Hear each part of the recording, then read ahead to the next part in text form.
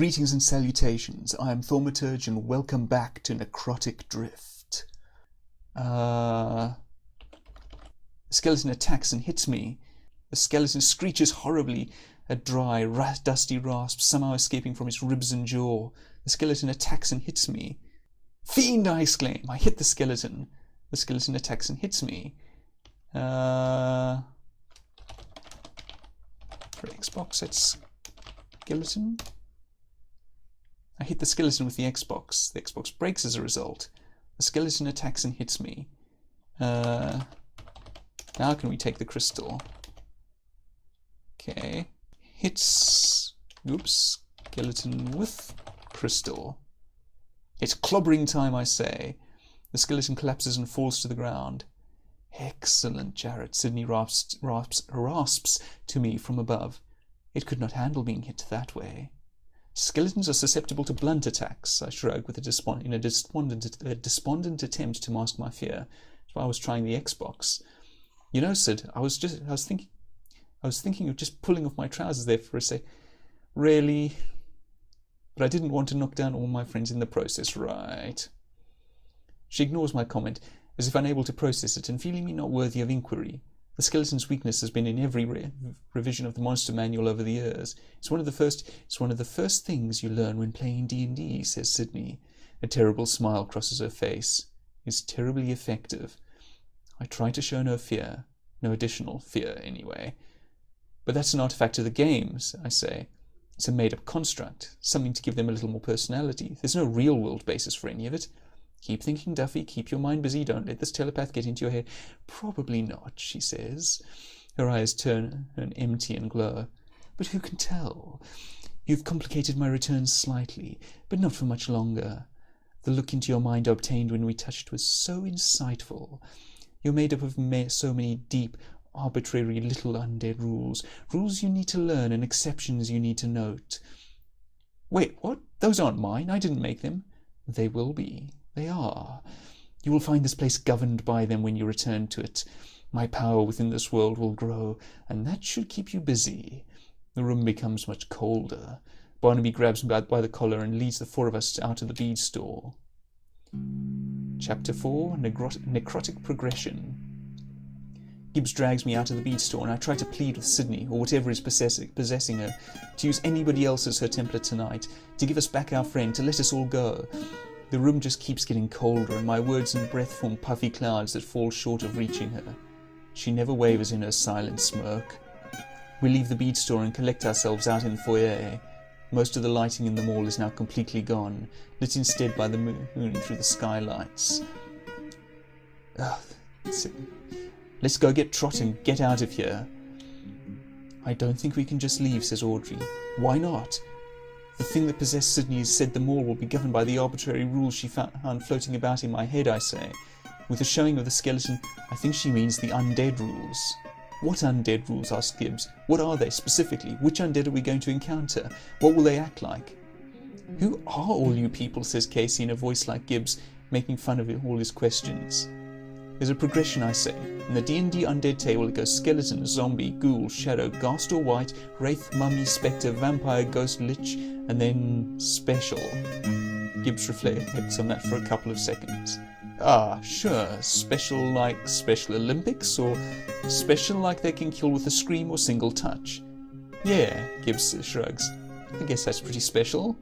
Wait, says Casey. Do you hear that? There's something groaning out there in that direction. She points to the west. Can you guys hear it? Sounds like there are a lot of them. I'll get us out of here, I say quietly. I don't know if the others are paying attention to me. I'll keep us all safe. East side corridor. There's only one more stretch of corridor on this level before one gets to the elevator, which leads down to the ground floor. To the south of this area is the bead store. Exits otherwise lead west and east. Audrey, Casey, and Gibbs are here. So there's something nasty to the west. Let's head east then. Gibbs goes over to the gate of the sporting goods store and gives it a tug. It's locked. What, do all the gates fall down when the power goes out or something? That's my understanding, yes. I casually inspect the gate. Ever since somebody brought a bomb into the arcade, there have been a host of security procedures not in other normal malls. Trot knows how to work the security console though. Let's go find him. Ah, that sounds like a good idea. East again, I think. This is as far east as the mall goes. The mall technically dips a bit as one goes west, as it was originally built on a landfall, and it's already started to sink some. Lovely. There's a 3-sided advertising kiosk in the middle of the corridor. Trot, Trot! There doesn't seem to be any sign of him, but I yell his name a couple of times just in case he was hiding, skulking, or lurking somewhere. He may have gone through into the back room, I say to Gibbs. We can look for him there, I guess. All right, let's try it. I enter the back office, hand first, groping for the light switch. I find it, but flipping it has no effect. The sack is not lost on Gibbs. Good work there, Tesla, he says, albeit rather quietly. The electricity is out everywhere. I thought the lights were on. It takes a moment, but our eyes adjust to the darkness. The back office is made up of a number of shelves, which hold boxes of magic game cards and other stock we don't want out by the customers. There's barely enough room for 2 people to stand side by side here. Trot's not here, I say to Gibbs. Gibbs doesn't say anything. I turn back to look at him, and his face is blanched. He snaps out of it, but he doesn't look at me. He points ahead and whispers, "Look at the window to the door, Duffy."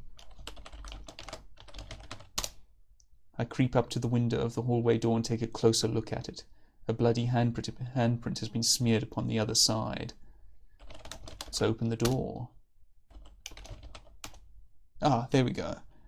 Gibbs and I enter the long hallway that sits behind a number of stores. It's here to allow us to drop off whatever cardboard and trash we accumulate during the day for janitorial services. I know from memory that there is a door on the east side that opens into a sort of mini lounge for the mall cops, but there isn't enough light to really make it out very well. Okay, let's head that way. The lounge is far more spacious than the last few areas and has enough room for a couple of couches, a television, and a big plant and a water cooler. On the far side of the room is a door which leads to a long walkway, on the other side of which I think is the actual mall security headquarters. This isn't what I expected a mall lounge to look like, said Gibbs. North to the mall back hallway or west to the garbage hall. Okay, so north again. This hallway is strangely shaped and we are unable to make out everything within it. On the far side of the hall is a door that leads to the security room, but I can only barely make it out from here. The only real items in the room are a pair of doors and a large garden variety plant in the corner. There is no transparent moonroof or anything in this room, so Gibbs sticks his lacrosse stick up against the door so that we get light from the lounge. Do you think Trot got into the security room? Asks Gibbs. Do you think he made it this far? There's a potted plant here. Lacrosse stick? What lacrosse stick? Hold on, I think I've missed something. Yeah, don't know quite where the lacrosse stick came from. Alright, so... Oh, kittens, what? That gave me a bit of a fright. Something emerges from behind the plant. What is that? Says Gibbs. Look out, Duffy. Gibbs rips the lacrosse stick from the door jamb. What? Yes, right, sorry. The resident light disappears as the door closes and locks with a click, and I can only make out a quick glance at the creature before us before we're enveloped in complete darkness. Gibbs takes a roundhouse swing at the creature with his stick. He doesn't connect, though. The creature emits a hoarse groan. I can hear it shuffling closer. North? The security room door is closed. Get some light, shouts Gibbs. I hear him struggle a bit more. Hit this thing! I hear Gibbs begin to gurgle and choke. Gibbs' lacrosse stick falls to the floor. Gibbs never managed to get a shot at the creature with it. Waves of stench emit from the creature. It's some sort of dead fish and carrion stink that forms a nigh palpable cloud in the room. The creature screams deeply and Gibbs' arms flail about, knocking me to the side. I make out Gibbs slumping to the ground as he's let go. The thing turns with sudden quickness before beginning to shamble towards me with arms outstretched and awkwardly groping for me. The creature attacks and hits me. Attack creature. Who else wants a piece of pain pie? I ask. I hit the creature. Okay. The creature collapses and falls to the ground. Gibbs slowly staggers up, gently feeling his throat. Oof, guess you got him. Thanks, man, he says. You bet, I say. Are you okay? Yeah, my throat's a bit sore, but I'll be all right. Okay, let's get that stick to start with. Okay. How do we get out then? The door of the security room makes a klitch sound. Ah.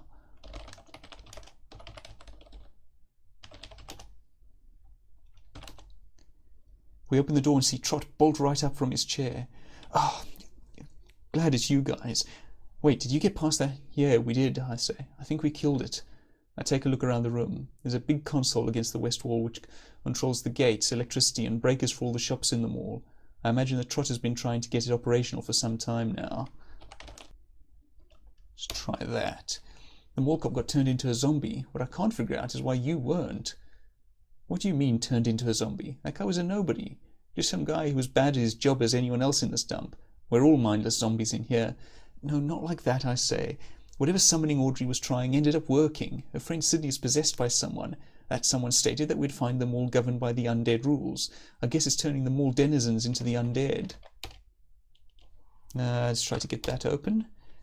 Hey, the lounge door got locked. Can you unlock it? Yeah, 1 sec, says Trot. He flips a switch on the console. You should be all set. Hey, dummy, go get your phone so you can call Trot and have him open the gate, says Gibbs. I think I missed that. Sorry about that. Perhaps I'm not reading well enough? Do you know how to work the console? I think so, he says. Much of it was damaged before I got here, but I can turn on power and raise the gates to some of the individual stores. Can you raise the gates to the sporting goods store? Trot says as he looks over the console. Yeah, that one I can turn on. Do you want me to do it now or later? Later. Okay.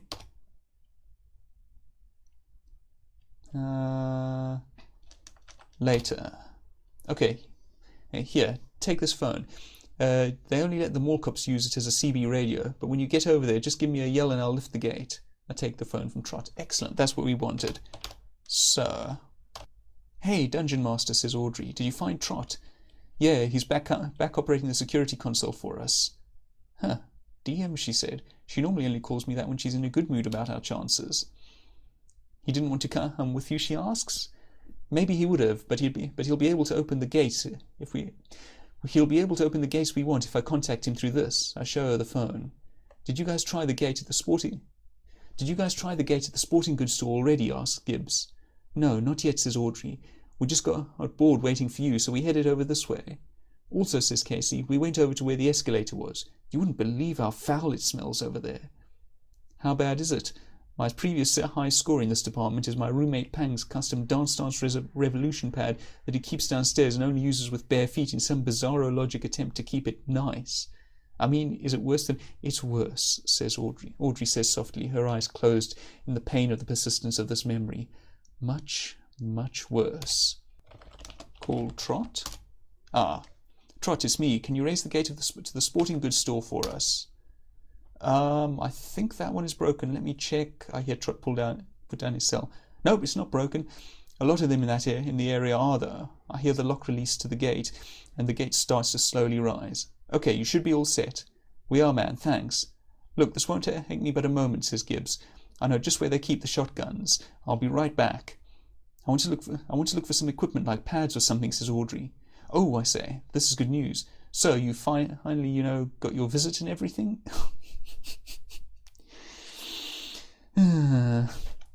Audrey's expression turns to one of surprise and then revulsion. Jared, no, I meant pads like shoulder pads or shin guards. For defense. She rolls her eyes. What's wrong with you? Oh, right. I'll stay here with Casey and furiously guard the entrance then. I look far and nigh for evil. So, what's new with you? I broke up with my boyfriend not too long ago, says Casey. Other than that, nothing much. Hey, really? What brought that on? He never wanted to go do anything, she says. But you know what it was, really? He would always wear a baseball cap and wear it so the bill was always right over his eyes. Every time I would try to kiss him, I would have to navigate around the thing. Romance shouldn't be a frustrating puzzle in three-dimensionality, you know? Sometimes I just wanted to get intimate, not play a real-life game of clacks. I don't know what clacks is, so I just nod in agreement. Neither do I, to be honest. Barnaby, he wears his hat backwards. That's definitely a point in his favour. Make sure he gives me his number when we get out of here. I'm tired of being either cooped in on the weekend or hanging out at the bead store like tonight. You seem awfully confident that we are going to get out of here.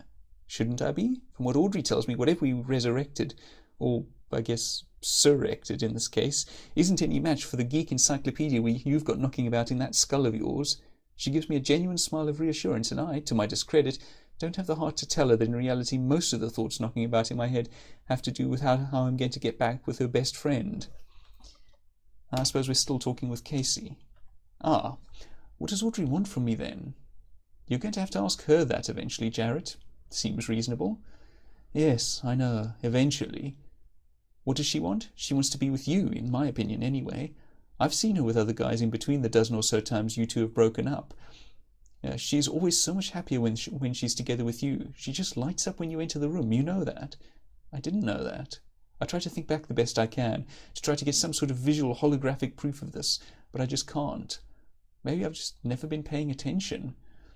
But she wants to see you take the next step, Jarrett. Casey turns and looks right into my eyes. She's going to graduate soon. The future is coming and everything. I think ultimately what she wants to know is if you think you have one. I hear Gibbs swear violently from within the sporting goods store. Jarrett, screams Audrey. Help! North. There is a light blue-skinned feral beast hunched over towards the corner of the store. A ghoul, just as how I'd imagine it. It has Audrey backed up against the eastern wall. A row of A row of racket jacks. Yep, that's what they are now. Separates them from me. Gibbs is much closer and seems to be holding the ghoul at bay by slowly darting in and out of his range and preventing it from ripping Audrey apart by giving it another target. That won't stop it for long. The only thing preventing the ghoul from shredding Audrey is its attempt to work out just how he can incapacitate and consume them both. The ghoul, Audrey, and Gibbs are here. There is a circular jacket rack here. Sorry, racket jack. The beast is content for the moment to look back between his prey and his attacker. I know that at any moment he's going to choose one of them to attack first. All right, let's take a jacket. Oh, ski jacket, thank you. Okay. Gibbs attacks the ghoul. Gibbs throws a punch at the thing and connects against its bare jaw. Gibbs' body begins to seize up. It's the paralysis, I think to myself. He's going to be stiff and unable to defend himself in another second. A throaty screech escapes from Gibbs, but is quickly cut off by the freezing of his own lungs. The ghoul turns its full attention to him for the moment, attempting to piece together within its rotting brain if Gibbs is faking or succumbing to stiffness and helplessness. The ghoul seems satisfied that Gibbs isn't going anywhere as it quickly turns, faster than I ever thought it could, to its cornered prey, Audrey. Confident in the situation, it approaches her in spastic, jerky lurches until she's frozen not by its touch but by her own fear. I don't have long now. He's going to kill her in another moment. The ghoul slashes her with its filthy nails. Most of the right side of her face is torn. She hits the wall hard and falls hard to the floor. She doesn't have the mobility or any control over her own body. She cannot fight him off. It sees her not as a person. It has never seen her as such, only as a toy ripe for tearing and tattering, and rends her into chunks and strips with its teeth. Ugh. I hear the bones break in her fragile, perfect little body, and my eyes cloud over with tears. She is food now, nothing more. It comes for me, and I can remember nothing further. Until after a horrible, dreamless sleep, I see it again and silently pronounce it, Master. Jarrett Duffy is dead. Let's restore. None of you understand. I'm not in here with you. You're in here with me, I say. Ghoul attacks but misses me. We clobber him again. I hear a grotesque snapping sound coming from the thing. I completely flattened it on that last one. I walk over to Audrey. She's shivering. Are you okay? She nods. Where did your coat go? She doesn't say. She shakes her head and melts into my arms. I hold her, hug her, and bring her as close as I can. Her face is buried within my chest, and I scratch the back of her head and feel her close-cropped hair the close-cropped hair on her neck flick through my fingers. I had no idea if I'd ever feel that again, or feel her body alive and whole, this close to mine. I'll keep you warm, I say with a whisper. Casey enters from the entrance to the south. Ugh, she says, after spotting what's left of the ghoul. What on earth did you do to that thing? I'm with you now, my precious. I say it just like Gollum from the Lord of the Rings talking about the precious of his very own. I don't say it at first, I don't say it right away, but I say it and she knows what I mean by it. Her body shakes with a quick, stifled bit of laughter. I'm so glad she's here with me that it doesn't even occur to me that it must be killing Gibbs to not be able to tell us just how... What? Just how bop we are for each other? Alright, let's restore again. Okay, so it looks like Barnaby freezes up anyway. I buried it. What was it? Asks Casey. It was a ghoul. So far as skeleton, zombie, and ghoul. Casey drifts off and leaves that bit hanging in the air. Yeah, so far just as the demon that possessed Sydney claimed. Can you watch Gibbs for a bit? I ask Casey. It won't be a problem, she says. Audrey goes up to him, still in his frozen state, and gives him a kiss on the cheek. Have a good thaw, she says. I take her hand and put it in mine, and together we leave the sporting goods store.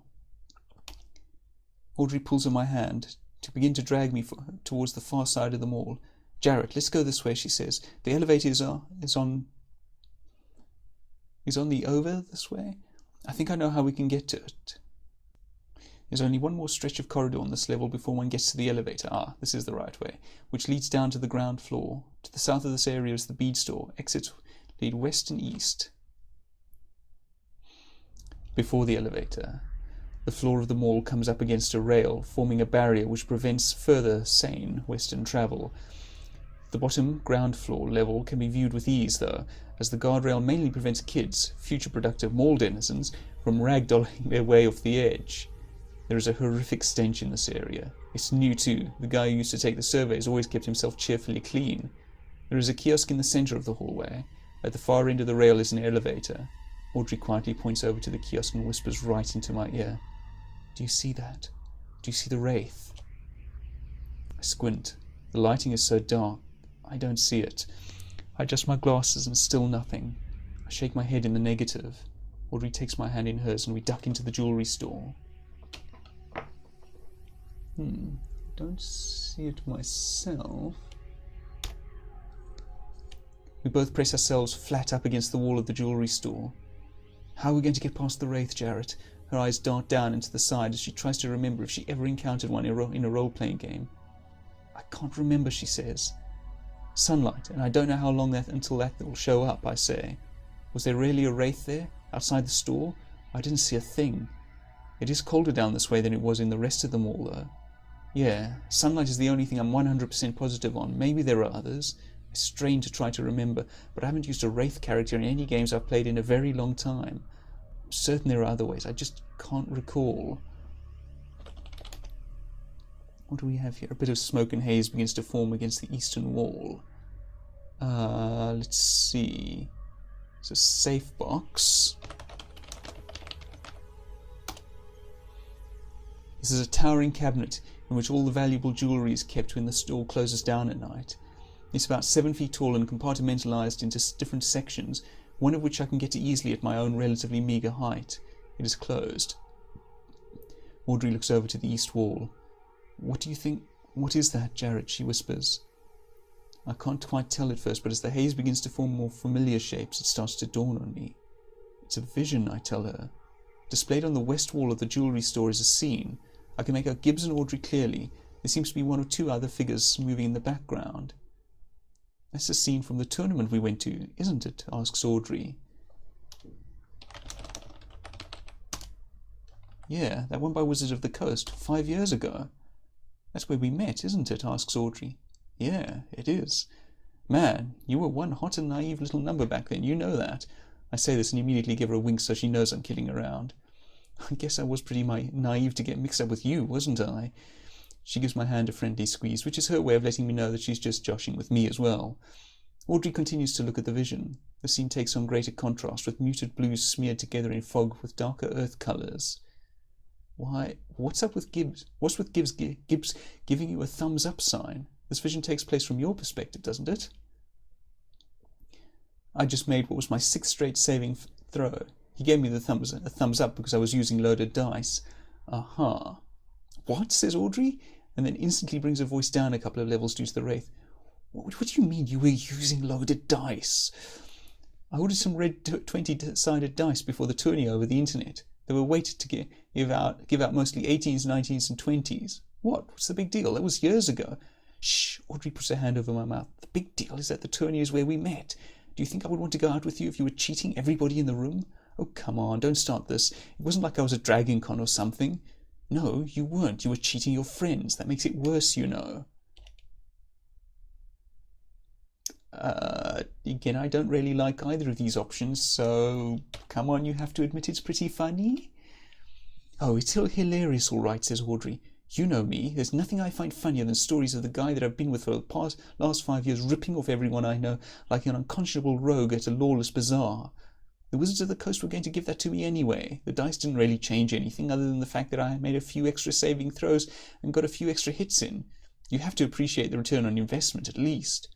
Oh, sure, you're a regular Gordon Gekko, says Audrey. I can't believe you're comparing me to white-collar criminals. I can't believe you essentially commit white-collar crime. Audrey shrugs her shoulders. The ether that makes up the vision dissipates completely, and it completely disappears. It's a little redundant, I feel. Look, I say to Audrey, let's keep our eye on the prize, okay? There's a wraith stopping us from getting out of the mall and leaving the store. Let's see if there's anything here that can be useful in killing it. Sure, she says. Just be quiet. If either one of us yells, that thing will start floating over here. Ah! Take purse, okay. I did miss something.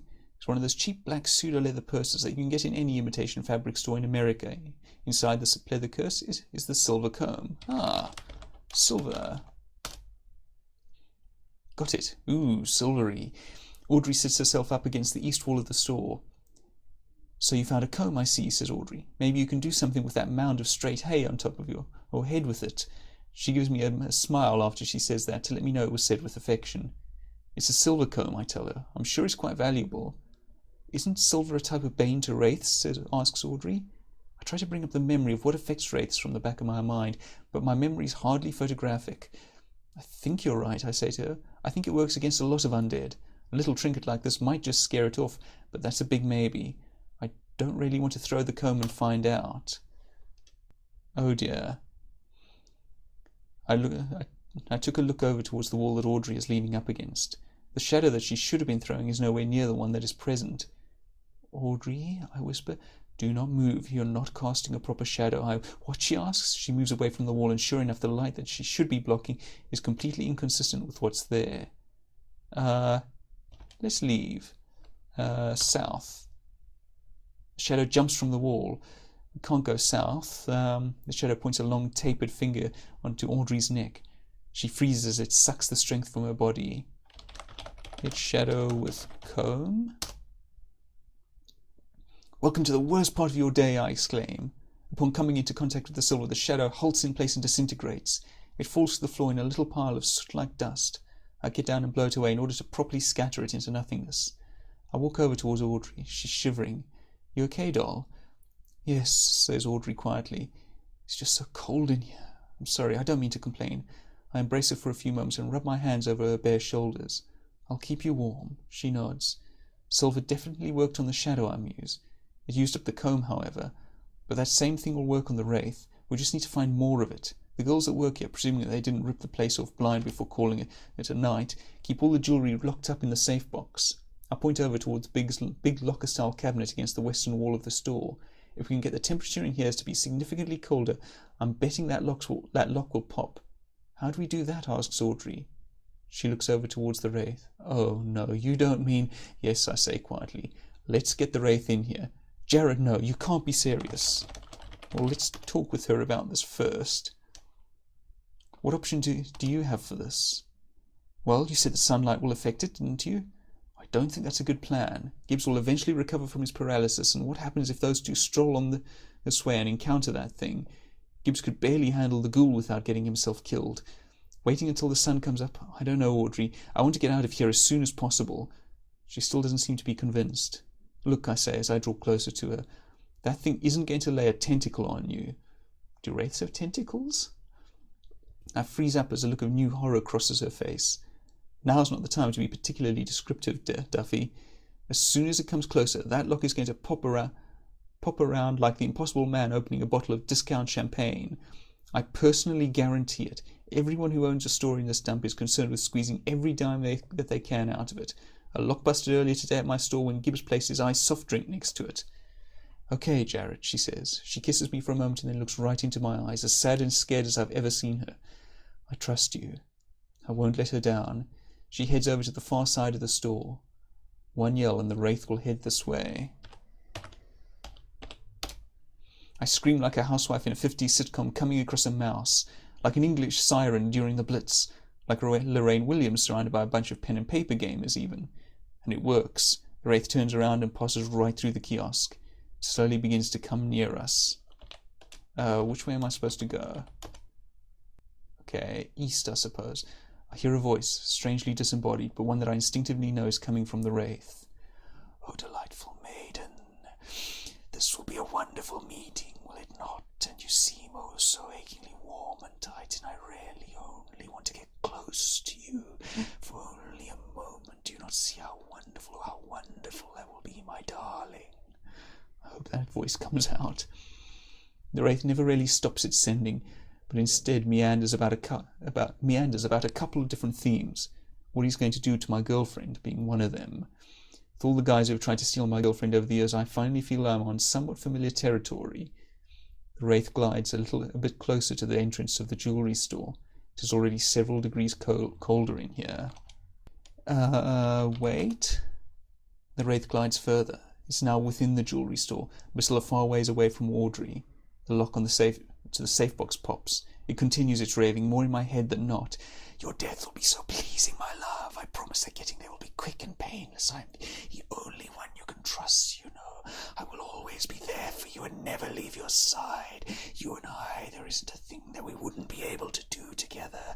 My lovely witch princess, all it takes is for you to just sit still. That is just another few moments, and I will be there, and we will be together so wondrously, so wonderfully, so wonderfully. It will be so wonderful." Open safe box. "Let me tell you of our wonderful death, my darling," mentally continues the Wraith. "You cannot begin to imagine the wonders that we will see together. Everything you could ever want, everything that has ever been out of your reach. Well, it is not out of mine, it is not out of yours. Let me ask you this, my darling, a simple question. Take all the time in the world, just answer me truthfully. Have you ever wanted to fly? I can show you the world. Shining, shimmering, splendid." Done, it's open.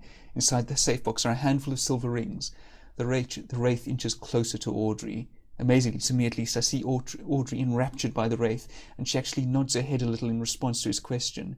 It takes all my self-control to not attack the nothing with my bare hands. "Of course you have. There is no shame in admitting such a thing. Let me tell you, my darling, just how wondrous it is to float above the city. This world is plain, with nothing holding you down and nothing keeping you from doing what you want to do, being who you wish to be. You will see, oh, how you will see. It will not be long now, my darling. Just hold yourself. I'll be there, and we will be there, be together." Ooh, this voice is making me a little lightheaded. Ooh. Okay, I take a ring. The Wraith moves until he's directly in front of Audrey. I won't have much time now. "Hold still, my darling. This is so much easier when you just stay there so beautifully within my view." Okay, hit Wraith with ring. I clobber the Wraith with a handful of silver rings. "I'm killing your dudes," I say to anyone who will listen. Upon coming in contact with the charms, the Wraith immediately atomizes, taking the silver with him into oblivion. "That was my treasure type you were messing with, creep." I say it even though the Wraith is completely blinked out of existence. It takes me a fair trice to realize that the thing is truly gone. "Let's get out of here," I say to Audrey, "unless you want to get to work on raising the temperature of the room with a little bit of body heat." To my surprise, she looks back at me with nothing but love. "If I thought it could be done," she says, "without it becoming a menage a trois with a lurking horror or a four-way with an undead Etten, you know I would. An Etten is a two-headed beastie in D&D, which elicits a smile from me. That's my girl."